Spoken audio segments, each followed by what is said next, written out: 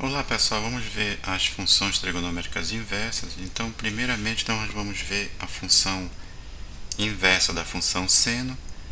E aqui nós temos o gráfico da função seno. E com esse domínio aqui dos reais, essa função ela não vai poder ter inversa, justamente pelo teste da reta horizontal. Então, vamos imaginar aqui uma reta horizontal. E quando essa reta horizontal percorre o gráfico aqui, a gente vai ter a reta cortando o gráfico em mais de um ponto. Então, nesse caso, a gente não pode ter a função inversa da função seno. Aí o que é que a gente vai fazer? A gente vai restringir esse domínio aqui. Vai pegar um trecho do gráfico. No caso aqui eu vou pegar de π sobre 2, aliás, menos π sobre 2 até π sobre 2. Então aqui nós vamos fazer uma restrição para esse intervalo aqui. E aí nós vamos ter a nossa nova função seno já com um novo domínio que vai ser de menos π sobre 2 até π sobre 2. Aí aqui nesse gráfico a gente mostra esse trecho e agora a gente pode obter a inversa. Então a inversa vai existir e ela vai ser denotada por arco seno de x ou seno menos 1 de x. E a gente obtém a inversa aqui aplicando a simetria através da reta y que é igual a x.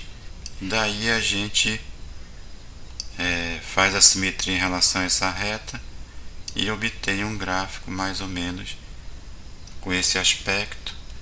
E aqui logo abaixo nós apresentamos o gráfico da função seno menos 1 de x ou arco seno de x. E observe que agora o novo domínio dessa função ele vai de menos 1 até 1 e o conjunto imagem vai de menos π sobre 2 até π sobre 2. A mesma análise vai ser para obter a função inversa da função cosseno.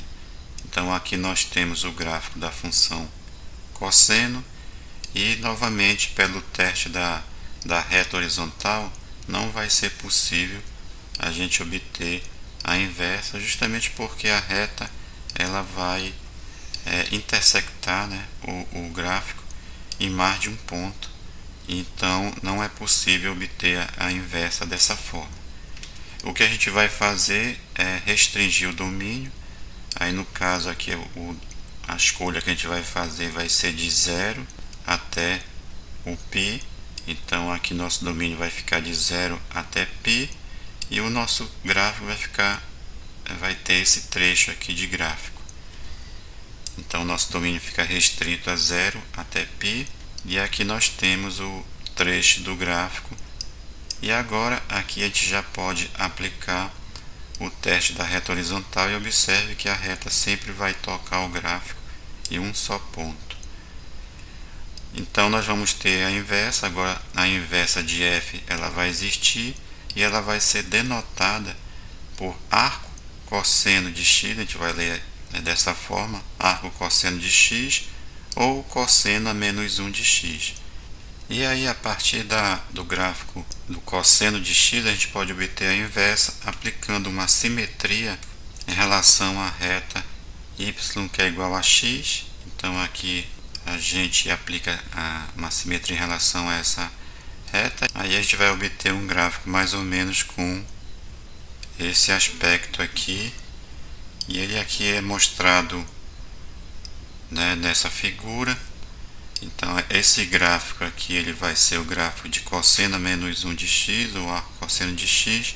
E observe que o domínio ele vai de menos 1 até 1 e o conjunto imagem vai de 0 até π. Agora nós vamos ver a função inversa da função tangente. E aqui nós apresentamos o gráfico da função tangente. E pelo teste da reta horizontal, esse gráfico ele não vai ter função inversa. Então nós vamos ter que fazer uma restrição aqui no domínio.